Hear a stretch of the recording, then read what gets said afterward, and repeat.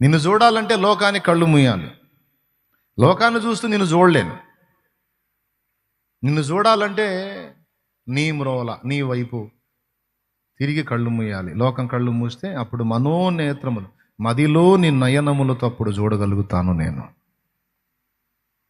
ఇతరంబులను నేను పరికించు వేళ, పరికించుట అంటే చూచుట. అర్థమైందా? పరికించుట. పరి అంటే చుట్టూ అనే అర్థం కూడా వచ్చింది. పరిభ్రమించుట అంటే చుట్టూ తిరుగుట. పరిస్థితులు, చుట్టుముట్టిన స్థితులు, చుట్టూ ఉన్న స్థితులు. పరి అంటే చుట్టూ అని అర్థం వస్తుంది. పరికించుట అంటే చూచుట అని కూడా అర్థం వస్తుంది. దేవునికి స్తోత్రం చెప్పండి, పెద్దగా చెప్పండి. హల్లెలూయా. ఇతరంబులను నేను పరికించు వేళ ప్రతిసారి హృదయంబు క్షతమాయే. క్షతము అంటే గాయములు. క్షతగాత్రులు అంటారు కదండి, దెబ్బలు తగిలిన వాళ్ళని. క్షతగాత్రులను సమీపంలో ఉన్న ప్రభుత్వ వైద్యశాలకు తరలించిరని రాస్తారు కదా. క్షతము అంటే గాయములు, దెబ్బలు తగిలినోళ్ళు, గాయములు పొందిన. ఇతరంబులను నేను పరికించు వేళ ప్రతిసారి హృదయం దెబ్బతింటుందా, నీ వైపు కాకుండా ఎటు చూసినా బెడిసి కొడుతుంది అని చెప్తున్నాడు సింపుల్గా, నా భాషలో చెప్పాలంటే. మదిలోని నయనాలు నీ వైపు చూస్తే ఎప్పుడైతే ఇలా అవుతుందో, వద్దొద్దని నీకెళ్ళి ఎప్పుడైతే చూస్తున్నాను అప్పటిదాకా నన్ను తరిమిన వ్యధలన్నీ త్రుటిలో మాయమైపోతున్నాయి నాయన. అందుకే నీకు వద్దనుకున్నా. నిన్ను చూసిన కనులతో ఈ లోకమందు ఎవ్వరిని చూడలేనయ్యా స్వామి, యేసు స్వామి. నిన్ను చూచుటే నా పరమార్థం. కాబట్టి నీవే కావాలి, నీతోనే గడపాలి, నిన్నే చూడాలి, నీతోనే నడవాలి. ఇది భక్తుని హృదయ కోరిక, వాంఛ. అసలు దావీదు దేవుని హృదయానుసారుడైన మనుషుడు. మందసాన్ని కదిలించింది ఎవరు అసలు? నేనేమో ఈ నివాసంలో ఉంటున్నాను, దేవుని మందసం అక్కడ ఉంది గుడారంలో, కాబట్టి నాకు అది బాగా అనిపించట్లేదు. నేనుండు పురములోనికి నా దేవుని మందసం తీసుకొని రావాలబ్బాయి, బయలుదేరండి పోదామని కొంతమందిని వెంటేసుకొని పోయాడు దావీదు. వెంటేసుకొని ఒక ఎడ్ల బండి ఒకటి తీసుకొని ఎడ్ల బండి మీద మందసం పెట్టుకొని బయలుదేరారు. ఈ ఎడ్ల బండి మీద మందసాన్ని దోలటం అనేది ఫిలిస్తీయుల పద్ధతి. ఎడ్ల బండి మీద మందసాన్ని పంపించినటువంటిది ఫిలిస్తీయుల పద్ధతి. ఇశ్రాయేలుకు దేవుడిచ్చిన కట్టడ అది కాదు. మందసమును ఇశ్రాయేలీయులలో లేవీయులు మోయాలి. మందసం ఎడ్ల బండ్ల మీద, గుర్రాల బండ్ల మీద ప్రయాణం చేయకూడదు. దేవుడు ఏర్పరచుకున్న యాజక గుంపు లేవీయులు వాళ్ళ భుజాల మీద మోయాలి. అది ఎంత దూరమైనా సరే వాళ్ళ భుజాల మీదనే పోవాలి, అంతేగాని ఎడ్ల బండ్లు, గుర్ర బండ్లు పెట్టకూడదు. దావీదు ఈ సంగతి విస్మరించాడు. విస్మరించి ఎడ్ల బండి మీద మందసాన్ని పెట్టుకొని తీసుకొని వస్తూ ఉంటే ఒక ప్రదేశానికి రాగానే ఎడ్లకు కాలు జారింది. బండి మీద ఉన్న మందసం పెట్టి పడబోయింది. ఉజ్జా అనే వ్యక్తి ఆ పడబోతున్న మందసం పెట్టిని పట్టుకుంటాడు పడకుండా. ఈ సన్నివేశం మీకు 2 సమూయేలు గ్రంథం అదేదో అధ్యాయం, అదేదో వచనం, 6వ అధ్యాయం చదివితే ఆ సన్నివేశం అంతా మీకు దొరుకుతుంది. ప్రభువుకి స్తోత్రం. ఇప్పుడు నాకెళ్ళి చూడండి. ఎడ్లకు కాలు జారినందున ఉజ్జా ఆ మందస పెట్టిన పట్టుకోవడానికి చేయి జాపుతాడు. అంతే, అక్కడికక్కడ చచ్చిపోతాడు. ఉజ్జా అక్కడ హతుడైనందున ఆ ప్రాంతానికి పెరేజ్ ఉజ్జా అని పేరు పెడతారు. పెరేజ్ ఉజ్జా అంటే ఉజ్జా వినాశనం అనే టైటిల్ పెడతారు అక్కడ. టైటిల్ సరే, మనిషి పోయాడుగా. ఎందుకు పోయాడు? దావీదుకు దడగమ్మిద్ది. దేవునికి స్తోత్రం. భయంకరుడైన యెహోవా అసలు ఏమాత్రం ఒప్పుకోకుండా తేడా వస్తే సావగొడుతున్నాడు, మళ్ళీ ఇక మారు మాట లేకుండా. భయంకరుడకు దేవుణ్ణి నేను ఎలా భరింపగలను? అని ఏం చేయాలా అని ఆలోచిస్తే ఓబేదేదోం అంటాడు, అయ్యా నా ఇంట్లో పెట్టండి, చంపితే నేనే చేస్తా, బతికిస్తే నేనే బతుకుతా. అసలు దావీదు పురానికి తీసుకెళ్లాలని నువ్వు కదిలిచ్చావు, నీ గుండె జాల్లా. దేవుడంటే ఇష్టం ఉంటే కదిలిచ్చావు, కానీ కొద్దిగా ఎఫెక్ట్ కనపడేసరికి సర్దుకున్నావు. నేనేం సర్దుకోను. మీరందరూ భయపడ్డా నా దేవుని సన్నిధి నా ఇంట్లో ఉంటాం నాకెంతో సంతోషం.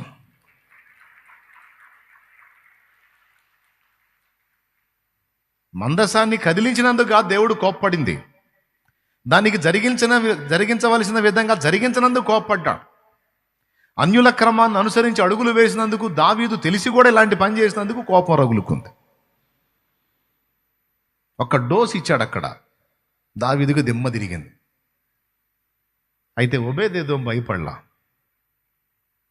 తన ఇంట మందసాన్ని పెట్టుకున్నందున ఓబేదేదోము ఇంటిని యెహోవా ఆశీర్వదించెను అని రాస్తుంది. చూడు, యెహోవా మందసము 3 నెలలు గిత్తీయుడగు ఓబేదేదోము ఇంటిలో ఉండగా యెహోవా ఓబేదేదోమును అతని ఇంటి వారిని అందరినీ ఆశీర్వదించెను. ఆశీర్వాదానికి మరొక అద్భుతమైన విషయం, దేవుని సన్నిధిని ప్రేమించుట. ఇప్పుడు రాసుకోండి తల్లి. దేవుని మాటకు విధేయత చూపుట ద్వారా ఆశీర్వాదం, దేవుడు ఏర్పరచుకున్న భక్తులకు ఆశీర్వాద వచనము అలాగే దీవెనకరమైన సహాయం అందించుట ద్వారా ఆశీర్వాదం. 3వది, దేవుని సన్నిధిని ప్రేమించుట ద్వారా ఆశీర్వాదం. 4వది, బీదలకు అప్పించుట ద్వారా, బీదలకు సాయం చేయుట ద్వారా, దిక్కులేని వారిని, విధవరాండ్రను, అనాథలను, అభాగ్యులను కరుణించి హెల్ప్ చేయుట ద్వారా కూడా దేవుని ఆశీర్వాదం మనకొచ్చిందని యెషయా గ్రంథం 58వ అధ్యాయంలో స్పష్టంగా దేవుడు చెప్పాడు. బిడ్డలారా, ఇది 4వ విషయం. ఆశీర్వాదాన్ని మనం ఏ విధంగా స్వతంత్రించుకుంటామంటానికి 4 దారులు. ఇంకా మీరు వెతికితే మస్తున్నాయి. అయితే ఇవన్నీ నేను మీకు చెప్పాలనుకోలేదు, ఎందుకంటే దాదాపు బైబిల్ చదివితే మీకు తెలుస్తుంది. ఇవన్నీ సింపుల్గానే అర్థమవుతాయి, దొరుకుతాయి. అయినా మచ్చు తొనకలాగా ఒక 4 ఇచ్చా. ఇప్పుడు మీరు చెబుతారన్నమాట ఆ 4 ఏందో చెబుతారన్నమాట. ఎలా ఆశీర్వాదం వస్తుంది నాన్న? నంబర్ 1 ఏం చెప్పాను? ఆయన మాటకు, ఆయన ఆజ్ఞను గైకొనడం ద్వారా. 2 సార్లు చెప్పాగా, ఒకసారి చెప్పండి నాకు. 2వది, దేవుడు ఆశీర్వదించి ఆయన పిలుపు కలిగి ఉన్నటువంటి ఆయన భక్తులకు ఆశీర్వచనం పలుకుట ద్వారా మనం ఆశీర్వదించబడగలం. తోడ్పడుట ద్వారా, వారి మేలు కాంక్షించుట ద్వారా మనం ఆశీర్వదించబడగలం. 2, 3, దేవుని సన్నిధిని ప్రేమించుట ద్వారా, ఆయన సహవాసాన్ని కోరుకునుట ద్వారా పరిమళ భరితంగా మారిపోతాం మనం. 3, 4, ఆయన చెప్పినట్లు దీనులను, అభాగ్యులను, అనాథలను, విధవరాండ్రను, దిక్కులేని వారిని ఆదరించి మనకు చేయదగ్గ సాయం వాళ్ళకు మన ద్వారా జరిగితే అది ఎంత దీవెనో. ఓకే, 4. ఇప్పుడు ఈ 4 చెప్పేశాను కాబట్టి ఇబ్బంది లేదు, మీకు గుర్తుంటుంది. ఇప్పుడు అందులో 2వ పాయింట్కి వద్దాం. అబ్రాహామును ఏమన్నాడంటే, నేను నిన్ను ఆశీర్వదించి గొప్ప జనముగా చేస్తాను, నీ వలన భూలోకములోని వంశములన్నీ ఆశీర్వదించబడతాయి. నిన్ను ఆశీర్వదించు వారిని నేను ఆశీర్వదిస్తాను, నిన్ను దూషించే వారిని శపిస్తాను అన్నాడు. కొన్నిసార్లు మనం దరిద్రం ఎలా తెచ్చుకుంటామంటే నోటి అది మీరు పూర్తి చేసుకోండి. కొన్నిసార్లు దీవెన కూడా ఈ నోటితోనే తెచ్చుకుంటాం, కొన్నిసార్లు శాపం కూడా ఈ నోటి తెచ్చుకుంటాం అన్నమాట. నోటి ఆ 2 మాటలు, ఆ 2 అక్షరాలు మీరు పలుకోవచ్చు, నేను పలకూడదు ఇక్కడ. దేవునికి స్తోత్రం. నోటితోనే మేలు పొందగలం, నోటితోనే శాపం తెచ్చుకోగలం. అందులో అసలు మీరు ఊహలో కూడా ఊహించండి ఏంటంటే, దేవుడు ఏర్పరచుకొనిన వారిని నిందించుట వలన కలిగే శాపం. అసలు ఇది ఒకటి ఉందన్న సంగతే మనకు తెలియదు. దేవుడు ఏర్పరచుకున్న వారిని బ్లెస్ చేయుట ద్వారా మనం కూడా దీవించబడతామన్న సంగతి కూడా మనకు అంతగా తెలియదు. కానీ ఈరోజు పరిశుద్ధాత్ముడు మన దృష్టిలోకి తీసుకొస్తున్నాడు. ఇది మనం తెలుసుకోవాలి. అందుకే సాధ్యమైనంత వరకు ఆశీర్వచనమే పలకండి కానీ శాపవచనం పలకొద్దు అన్నాడు. ఎందుకు అన్నాడో తెలుసా? ఈ శాపాలు పలకటం అలవాటు అయిపోయి దేవుడు ఆశీర్వదించిన వారిని కూడా ఏదన్నా దూషించినా శాపం పలికినా అది మనకు రివర్స్లో కొట్టిద్ది. అందుకే మీ నోట ఆశీర్వచనము, అనుకూల వచనము, శుభవచనము, ఆశీర్వచనమే పలకండి కానీ దుర్భాష కానీ శాపము కానీ మీ నోట పలకొద్దు అన్నాడు. కానీ కొంతమంది అట్లా కాదండి. వాళ్ళ నోటిని కంట్రోల్ చేయలేవు. ఎందుకంటే వాళ్ళ నోరు, వాళ్ళ నాలుక వాళ్ళ ఇష్టం మాట్లాడుతూ ఉంటారు. కొంతమంది బయటికి మాట్లాడకపోయినా లోపల తిట్టుకుంటుంటారు. అట్లా కూడా కోటింగే, పలికినా కోటింగే. అందరినీ కాదు, దేవుడు ఏర్పరచుకున్న వారిని, నీకు రూఢి అయిన వారిని, దేవుడు తన చేత వాడుకుంటున్న వారిని, దేవుని పిలుపు యథార్థంగా పొందుకొని దేవుని ఆలోచనలను గైకొని ఆయన చిత్తమును నెరవేర్చుట కొరకు నడుస్తున్న వారిని, వారి విషయములో దేవుడు చాలా తీవ్రంగా ఉంటాడు, చాలా సీరియస్గా ఉంటాడు. ఇప్పుడు బైబిల్ గ్రంథంలోనే బోల్డని నిరూపణలు ఉన్నాయి. మోషేని గద్దించారు. మోషే పిలువబడినవాడు, ఏర్పరచబడినవాడు, దేవుని చేత శిక్షణము పొంది 40 సంవత్సరాలు అరణ్యపు అనుభవంలో దేవుణ్ణి కలుసుకొని దైవ చిత్తానికి విధేయత చూపి తన స్వార్థాన్ని ఆలోచించకుండా తన బ్రతుకును బలిపీఠం మీద పెట్టి ప్రాణాలకు తెగించి దైవ చిత్తమును, దైవ కార్యమును నెరవేర్చడానికి ఐగుప్తు రాజకుమార్తె యొక్క కుమారుడని రాజభోగాన్ని వెలగబెట్టేటువంటి ఇది కూడా నిర్దాక్షిణ్యంగా వదిలేసుకొని 40 ఏళ్ళు మామ దగ్గర ఉన్నా కూడా ఒక ఇల్లు కట్టుకోకుండా, ఒక గొర్రె పిల్లను కొనుక్కోకుండా, ఒక బానిసలాగా 40 ఏళ్ళు ఊడిగం చేసి, నా ప్రజలు విడుదల పొందితే నేను విడుదల పొందుతా, నా ప్రజలు బానిసలుగా బతికితే నేను కూడా బానిస పనే చేస్తా అని తన్ను తాను అప్పగించుకొని పేరు ప్రఖ్యాతులను, ధన కనకములను అపేక్షించక తన ప్రజల విడుదలను, దైవ చిత్తమును మాత్రమే కోరుకున్న నీతిమంతుడు, సాత్వికుడు, నమ్మకమైన మనుషుడు మోషే.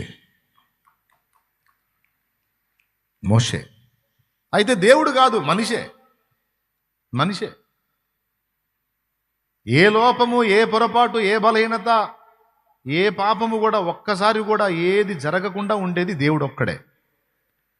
ఇక మనుషుడు అన్నప్పుడు చిన్నవో పెద్దవో ఏవో ఒక లోపాలనే ప్రతి మనిషి జీవితంలో ఉంటాయి. కొన్నిసార్లు కొన్ని లోపాలు, కొన్ని పొరపాట్లు నిజంగా జరుగుతాయి. కొన్నిసార్లు కేవలం అవతలివాడు అపార్థం చేసుకోవడానికి అనుగుణ్యంగా కొన్ని సన్నివేశాలు జరుగుతాయి. సాధ్యమైనంత వరకు దేవుని సేవకుడు, దేవుని భక్తుడు తన క్యారెక్టర్ విషయంలో చాలా జాగ్రత్తగా ఉంటాడు. ఎందుకు ఉంటాడో తెలుసా? ఒక ఆత్మను సంపాదించాలి, దైవ చిత్తం నెరవేర్చాలంటే అది చిన్న విషయం కాదు. పొట్టమార్చుకొని ఉపవాసాలుండి కన్నీళ్లు విడిచి ప్రార్థన చేసి మోకాళ్ళు కాయలు కాసేటట్టుగా, గొంతు బొంగురు పోయేటట్టుగా మొరపెట్టడం, కష్టపడటం, మనిషికి సమయం స్పెండ్ చేయటం, మనుషుల్ని బలపరచడం, ప్రోత్సహించటం. ఒకనాటి ప్రసవ వేదనతో ఒక జనము రాదు. ఒకనాటి ప్రసవ వేదనతో ఒక గుంపు రాదండి. ఒక గుంపు జనం సమకూర్చబడాలంటే ఎంతో ప్రసవ వేదన అనుభవించి ఉంటాడు దైవజనుడు. అందుకే దైవజనుడి గుండెల్లో ఎప్పుడు కూడా ఒక భయం ఉంటుంది. ఎక్కడా కూడా నా సాక్ష్యము పోకూడదు, నా సాక్ష్యము డ్యామేజ్ కాకూడదు. నా సాక్ష్యం పోయిన నాడు నా కష్టమంతా వృధా. నన్ను వెంబడించే నా ఆత్మీయ బిడ్డలకు ఏ విషయంలో కూడా లోపము లేని మంచి మాదిరి నేను ఉండాలని నా దేవుడు నాకు నేర్పించాడు. తిమోతికి రాసిన మొదటి పత్రిక 3వ అధ్యాయం 1వ వచనం నుంచి చూస్తే ఒక దైవజనుడు కలిగి ఉండాల్సిన జాగ్రత్తలు, క్వాలిటీస్ అన్ని అక్కడ రాస్తాడు. తీతుకు రాసిన పత్రిక 1వ అధ్యాయంలో కూడా మీరు చదివితే సంఘపు పెద్దగా ఉండాల్సిన వాడు కలిగి ఉండాల్సినటువంటి కొలతలేవో అక్కడ చెప్తాడు. అంతేకాదు ప్రేమలోను, పవిత్రతలోను, విశ్వాసములోను మందకు మాదిరిగా ఉండని తిమోతిని హెచ్చరిస్తాడు పౌలు. అక్కడ ఏమంటాడండి, చాలా క్వాలిటీస్ చెప్తాడు. ఇవన్నీ కూడా నువ్వు బ్యాలెన్స్ చేస్తేనే నువ్వు అధ్యక్ష పదవికి పనికొస్తావు. లేకపోతే కష్టపడి ఆత్మల్ని సంపాదించిన అది బూడిదలో పోసిన పన్నీరు అవుతుందిరా. ఆత్మలో నీ దగ్గర ఏ లోపం చూసినా నిన్ను వెంబడించడం మానేస్తారు. కాబట్టి ఎక్కడ లోపము లేని విధంగా నువ్వు బ్రతకాలి నాయనా అని దేవుడు చెప్పి వదులుతాడు పరిచర్య. భక్తుడు కూడా చాలా కష్టం మీద సేవ చేస్తాడు గనుక తొందరపాటున అల్పమైన వాటికి కక్కుర్తి పడి వీక్ అవడు. అయ్యాడంటే సాక్ష్యం పోయింది. సాక్ష్యం పోయినాడు సేవ ఉండదు. కానీ అన్నిటినీ వదిలిపెట్టుకొని సేవే కావాలని వచ్చి, సేవ కోసం వచ్చి, దైవచిత్తం కోసం వచ్చి, విశ్వాసపు అడుగులు వేస్తూ ఆత్మల కోసం అంగలార్చి పొట్టమార్చుకొని ఉపవాసాలుండి కన్నీరు విడిచి గోజాడుకున్నవాడు అంత సులభ సూత్రంగా తప్పటడుగులు వేయటానికి ఇష్టపడటం. ఎందుకో తెలుసా? పిల్లల్ని కన్నా ఒక స్త్రీ తన ముందు ఎలాంటి ఆకర్షణలు వచ్చినా ఒక అడుగు వేసేటప్పుడు, అమ్మో నేను ఈ నిర్ణయం తీసుకుంటే నా బిడ్డలు ఏమవుతారు, అమ్మో నేను 9 మాసాలు మోసి కన్నా నా పిల్లలు ఏమవుతారు, అమ్మో నా బిడ్డలు అని భర్తను కోల్పోయిన విధవరాలయుండి కూడా దేహవాంఛలు తనని శోధిస్తున్నా తన పిల్లల ముఖం చూసి యవనస్తురాలై ఉండి కూడా తన వాంఛలన్నిటిని చంపేసుకుంటుంది. ఎందుకు తెలుసా? నా క్షణికానందాన్ని నేను చూసుకుంటే నా బిడ్డలు అన్యాయం అయిపోతారు. పర్వాలేదు, ఆ క్షణికమైన ఆనందం నాకు లేకపోతే నేనే చస్తానా? చావను కదా, పర్వాలేదులే, నా బిడ్డలు బాగుంటే అంతే చాలు అని తన దేహ వాంఛలను కూడా చంపేసుకుని తన బిడ్డల ముఖం చూసి బతికిద్ది ఒక నీతి గల్ల స్త్రీ. 2 పిల్లలు 3 పిల్లల తల్లి అలా ఆలోచిస్తే అనేక మంది ఆత్మీయ బిడ్డల్ని కన్నా ఆత్మీయ తండ్రి కూడా ఒక తల్లిలాగానే ఆలోచిస్తాడు.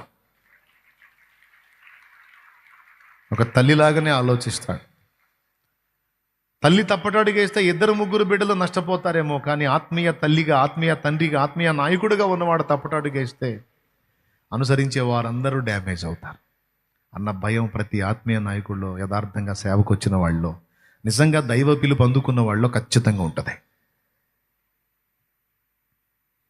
సేవారంభంలో ఒక పాట పాడుకున్నా, మాటతో అయితే మర్చిపోతానని ఆ పదాలని పాటలో మెన్షన్ చేసుకున్నా.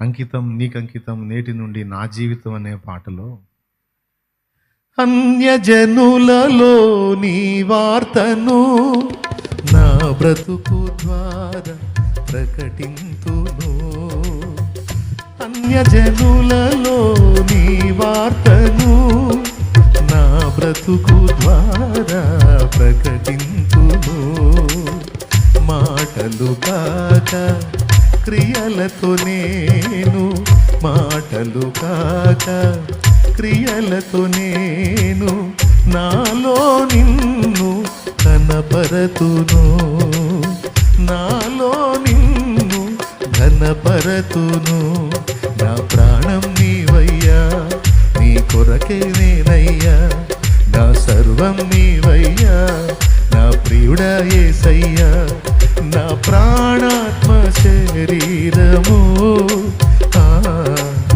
యేసునికే అంకితం, నా ప్రాణాత్మ శరీరము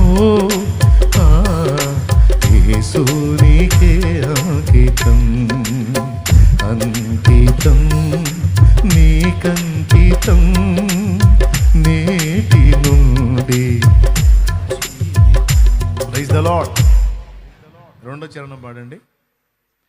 చివరి శ్వాస విడిచేంత వరకు నాదు సాక్ష్యము కాపాడుము. సాక్ష్యము చెదరి పోవుట కంటే ముందే మరణము కలిగించుము. ముందే మరణము. రేపు నా సాక్ష్యం పోయిద్ది అనే సంగతి ఈనాడే నీకు తెలిసిద్దిగా ప్రభు. సాక్ష్యం పోగొట్టుకొని వీడు నాకు అవమానం తెస్తాడని నీకు అనిపిస్తే ఆ రోజు రాకముందే నా ప్రాణం తీసేయి ప్రభు, నేనంటూ బ్రతికితే అది నీ మహిమ కొరకే బ్రతకాలి. కానీ నా వల్ల నీకు చెడ్డ పేరు రాకూడదయ్యా అనే స్థిర తీర్మానంతో నిజంగా దేవుని పిలుపు అందుకున్నవాడు యథార్థమైన భక్తితో సేవకు వస్తాడు. దైవ సేవలో మనం అనుకుంటాం జస్ట్ మనుషుల్ని రక్షించడానికి మనుషులకు ఉపదేశమే చేస్తారు అని. కాదు, దైవ సేవ అంటే దురాత్మలతో యుద్ధం. ప్రత్యక్ష యుద్ధం, పరోక్ష యుద్ధం. ఎప్పుడైతే 10 మందిని రక్షించాలని ఒకడు నడుం కడతాడో, 10 మందిని రక్షించాలని ఒక స్త్రీ నడుం కడుతుందో, ఆ వ్యక్తి మనుషులకి, సమాజానికి, కుటుంబానికే కాదు, వీళ్ళందరికంటే ముఖ్యంగా దురాత్మలకు టార్గెట్ అవుతుంది. దురాత్మలకు టార్గెట్ అవుతాడు. శత్రువు కళ్ళు ఈ పర్సన్ మీద ఉంటాయి. దేవుని కోసం బతకాలనుకున్నటువంటి వ్యక్తులు ప్రత్యేకంగా దురాత్మలు టార్గెట్ చేస్తాయి. ఎందుకంటే అలాంటి స్వేచ్ఛ వాళ్ళకి ఇస్తే వాళ్ళు చాలామందిని రక్షణలో నడిపిస్తారు. అందుకని వాళ్ళు నడిపించే ఒక్కొక్క ఆత్మని కాకుండా అనేక మందిని నడిపించిన ఒక్కనే టార్గెట్ చేసి కొడితే, వాడు పడిపోతే, వాడు భ్రష్టు పడితే, వాడు చెడిపోతే మొత్తం నాశనం అవుతారు అని ఈ దురాత్మలు నాయకుల్ని టార్గెట్ చేస్తాయి. అర్థమైందా? విశ్వాసులుగా ఉన్న మీకు ఒక 5 లేక 10 దురాత్మలు మిమ్మల్ని ఫాలో అప్ చేస్తుంటే, మిమ్మల్ని నడిపించడానికి నడుం కట్టిన వాడికి ఒక 2000 దయ్యాలు రౌండ్ వేసిన అనుమానం లేదు. నేను చెప్పేది జోక్ కాదు. అంత టార్గెట్ అవుతాడు. మళ్ళీ తప్పుడు అలవాట్లోంచి, తప్పుడు వ్యసనాల్లోంచి, తప్పుడు జీవిత విధానంలో నుంచి, రక్షింపలేని వాటిల్లో నుంచి రక్షకుడైన యేసు వైపు తిప్పి వాళ్ళ జీవితాలు మార్చి వాళ్ళ కుటుంబాలని కట్టి శాపగ్రస్తులుగా బ్రతుకుతున్న వాళ్ళని ఆశీర్వదించబడిన వారుగా నడిపించడానికే దైవజనుడు ఈ కష్టమంతా పడేది.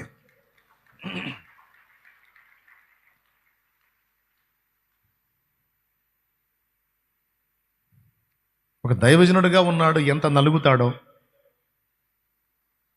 ఎంత వేదన పడతాడో, ఎంత దుఃఖపడతాడో, వాడి హృదయంలో ఎంత మూలుగుతాడో, ఎంత రోధిస్తాడో. ఒక దైవ జనురాలుగా ఉన్నది ఎంత సఫర్ అవుతుందో, ఆమె ఎంత నలుగుతుందో, ఆమె గుండెలో ఎంత వేదనను అనుభవిస్తుందో, అది చేసేవారికి తప్ప మిగిలిన వాళ్ళకి అర్థం కాదు. ఆ సేవ చేసే వాళ్ళకి అర్థమవుతుంది, మిగిలిన వాళ్ళకి అర్థం కాదు. కాబట్టి ఒక దైవజనుడుగా, ఒక దైవజనురాలుగా ఉన్నవాళ్ళు పడే ప్రసవ వేదన వాళ్ళని పిలిచిన దేవునికే తప్ప ఇతరులకు అర్థం కాదు.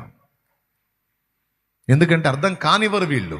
ఎప్పుడు నవ్వుతూ, సంతోషంగా, ఉల్లాసంగా కనపడుతూ, కృంగిపోయిన బిడ్డలకు వీళ్ళు ఉత్సాహంగా కనపడకుండా వీళ్ళు కృంగిపోయి కనపడితే వాళ్ళు ఎట్లా ధైర్యం పొందుతారు? అందుకే వీళ్ళ హృదయంలో ఎంత చేదున్నా, ఎంత బాధున్నా, ఎంత నలుగుతున్నా నవ్వుతూ కనపడుతూ, నవ్వుతూ పలకరిస్తూ, నవ్వుతూ నవ్విస్తూ, ధైర్యపరుస్తూ, ఆదరిస్తూ, ఓదారుస్తూ, వెన్నుతడుతూ, ఏదన్నా ఉంటే ఉన్నదానిలో సాయం చేస్తూ,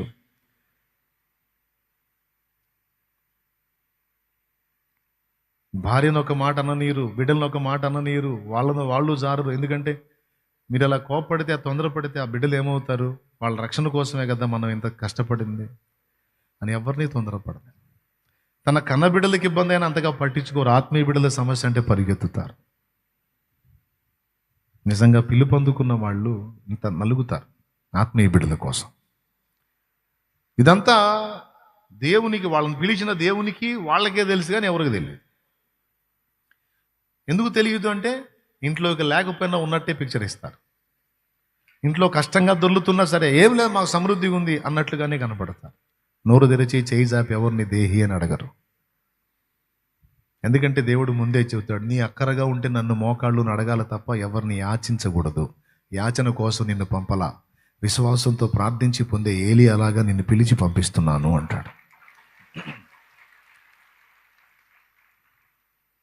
లేమి కలిగినప్పుడు అడగకూడదు ఎవరిని, దాన్ని కనబడనీయకుండా కూడా జాగ్రత్త చేసుకుంటారు. ఎందుకో తెలుసా, విశ్వాసులకి ఏ కొంచెం తేడాగా కనపడ్డా ఎక్కడ దేవుణ్ణి తృణీకరిస్తారో, ఎక్కడ దేవుణ్ణి విడిచి వెళ్తారో అని, దేవునికి వాళ్లకున్న మధ్య అనుబంధం ఎట్లా తెగిపోయిద్దో అది నా వల్ల అయితే తెగకూడదని అట్లా అట్లా వదుక్కొని బ్రతుకుతారు దైవజనులు, దేవుని పిలుపు అందుకున్న యథార్థవంతులు, భక్తిపరులు.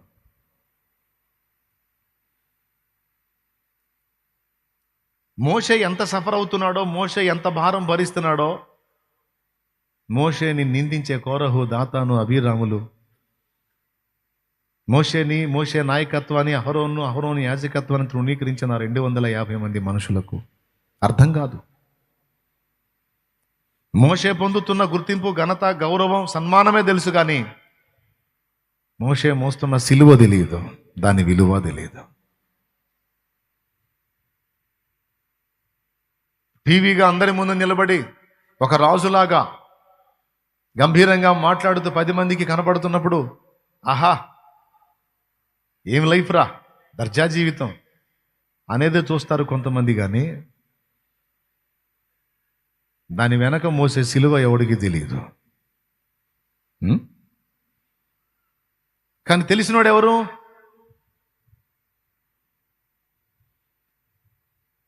నువ్వు లేచి నీ తండ్రి ఇల్లు విడిచి బయలుదేరు అంటే ఎక్కడికి వెళ్ళాలి, ఎందుకు వెళ్ళాలి అనే ప్రశ్నలు లేకుండా భార్యను తీసుకొని చక్కని సౌందర్యవంతురాలు భార్య, 65 సంవత్సరాల వయసులో ఐగుప్తు రాజును ఆకర్షించినంత సౌందర్యవతి ఆమె. ఐగుప్తు దేశంలోనే అలాంటి స్త్రీ లేదట, శారా.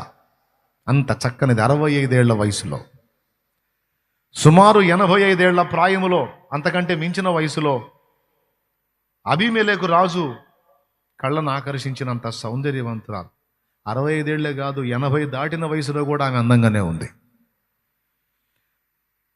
అంటే 65కి అంత సౌందర్యవంతురాలుగా ఉంది అంటే ఇక ఎంత అందగత్తో చూడండి ఆమె. అలాంటి సౌందర్యవంతురాలైన భార్యను వెంటబెట్టుకొని దేవుడు బయలుదేరమన్నాడని తన సొంత ఇల్లు, సొంత జనులు, తనని ఎరిగి పలకరించే వాళ్ళందరినీ వదిలేసుకొని దేశము గాని దేశమునకు పయనమయ్యాడు అబ్రహాము. అబ్రహాముకు ఆధారం ఏంటో తెలుసా? ఒక్క దేవుడే, ఇంకా వేరే ఏ ఆధారము లేదు. ఒక దేవుడే ఆధారం అబ్రహాముకి. ఐగుప్తు ప్రాంతానికి పోయినప్పుడు వాడు ఆ ఫరో శారాను తీసుకొని పోతే ఎవరికి చెప్పుకుంటాడు? రాజు కదా ఐగుప్తుకి వాడు. రాజు ఏం చేసినా చెల్లిద్ది. శారాను తీసుకొని వెళ్ళిపోతే ఏం చేస్తుంటాడండి? దీనంగా దేవునికి వెళ్ళి చూస్తుంటాడు. దేవా, నీ పిలుపుని అందుకొని వచ్చాను కదా, అతడు చూడు ఏం చేశాడో అని దేవునికి వెళ్ళి చూస్తుంటాడు నాకు తెలిసి. ఇంకంతే, ఎందుకంటే ఇంక వేరే ఆధారం లేదు. అప్పుడు ఎవరు వెళ్ళారో తెలుసా? ఫరో ఇంటికి దేవుడే వెళ్ళాడు. ఏమన్నాడో తెలుసా? ఎవరినరా తీసుకొచ్చావు? నీవు తీసుకొచ్చినది నా దాసుని భార్య, నా సేవకుని భార్య, నా మాట చొప్పున నడవటానికి తన్ను తాను అప్పగించుకున్న నీతిమంతుని భార్య, విశ్వాసవీరుని భార్య. అతనికి నేను తప్ప వేరే ఆధారము లేదు. అతని భార్యను తెచ్చి పెడతావా? ఆమె విషయమే నీవు చస్తావన్నాడు. గుండె జారిపోయింది ఫరోకి. నాకు తెలిసి వాడి గుండె మోకాల్లోకి వచ్చి ఉంటుంది. దేవునికి స్తోత్రం. అంతేకాదు,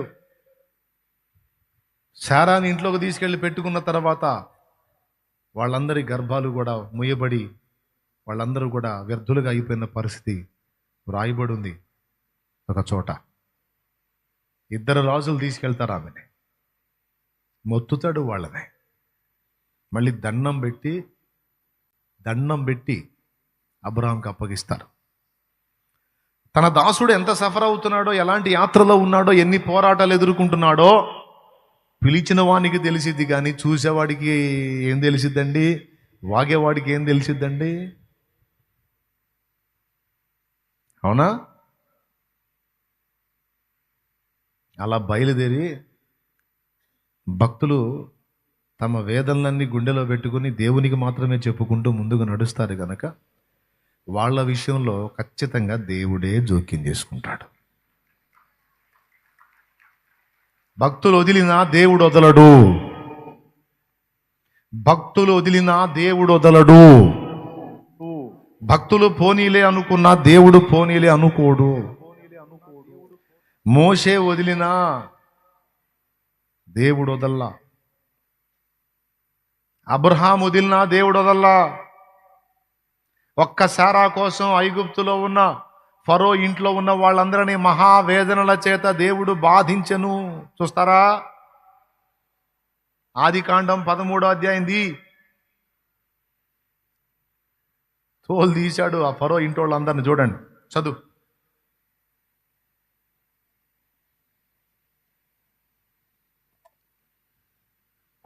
కనబడలేదా? సరే, 12వ అధ్యాయం చూడు. 12వ అధ్యాయము 17వ వచనం. అది. అయితే యెహోవా అబ్రహాము భార్య అయిన శారాను బట్టి ఫరోను అతని ఇంటి వారిని మహావేదనల చేత బాధించెను. అది మహావేదనలు అంటే ఏందో తెలుసా? మరి ఏ టైపులో వచ్చిందో నాకైతే తెలియదు. ఓ ఓ ఓ మహావేదన అంటే అది. వేదన అంటే మామూలు, మహావేదన అంటే ఇక అంతకు మించిన వేదన లేదు అని. ఒక్కసారమ్మని తీసుకెళ్ళి ఇంట్లో పెట్టుకుంటే వాళ్ళ కర్మ ఎంతమందికి గాలిందో చూడు.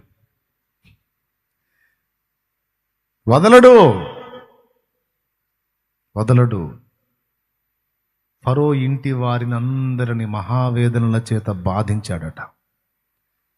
ఆ బాధ తట్టుకోలేక వాళ్ళకి శకునాలు చూసుకుంటారుగా, గొడ్డు వచ్చిన వేళ, బిడ్డ వచ్చిన వేళ అని, శారం వచ్చిన వేళ చూసుకున్నారు. రాకముందు ఎలా ఉంది, వచ్చిన తర్వాత. మా మందు వాడిన తర్వాత జుట్టు వచ్చిందా లేదా, వాడిన తర్వాత వచ్చింది, వాడకముందు అన్నట్టు.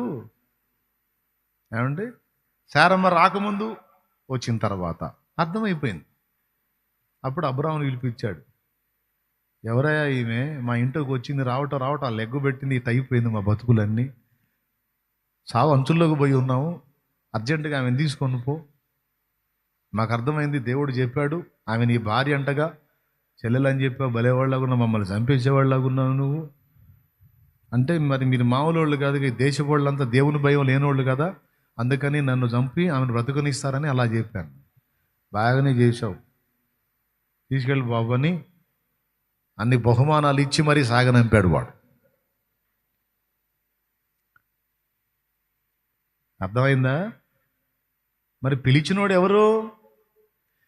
నిన్ను పిలిచిన దేవుడు నమ్మదగినవాడు, శోధనలో నిన్ను విడిచిపెట్టిపోడు.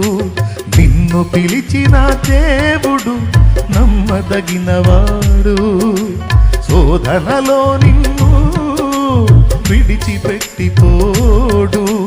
కంటి పాపల తోడుండి నిన్ను కాచుకుంటాడు, కన్న తండ్రిలా తోడుండి నిన్ను ఆదుకుంటాడు. నమ్మునేస్తమా, ఇది సత్యం, పీడబోకుమా విశ్వాసం.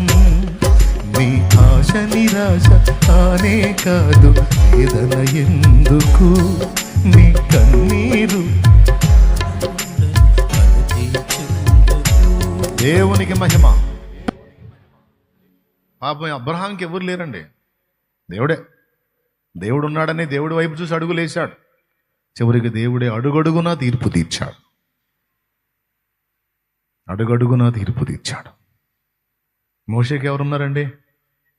సొంత వాళ్ళే శత్రువుల్లా ప్రవర్తిస్తూ ఉన్నారు. నేను బయట వాళ్ళు అనరా అంటారు. మరి మోషేకి ఎవరు? దేవుడే తీర్పు తెచ్చాడు. ఇలాగున భక్తులకెవరు అంటే భక్తులకు దేవుడే. ఇవన్నీ రాకమానవు గాని, శ్రమలు, శోధనలు, నిందలు, అవమానాలు, అపార్థాలు ఇవన్నీ రాకమానవు గాని అవి ఎవని వలన కలుగునో వారికి శ్రమ. అవన్నీ అనుభవించిన వాడికి దీవెనే. నేను చెప్పానా? వాక్యం ఉందా? నిన్ను ఆశీర్వదించు వారిని నేను ఆశీర్వదిస్తాను, నిన్ను దూషించు వారిని నేను శాపమునకు అప్పగిస్తాను అని.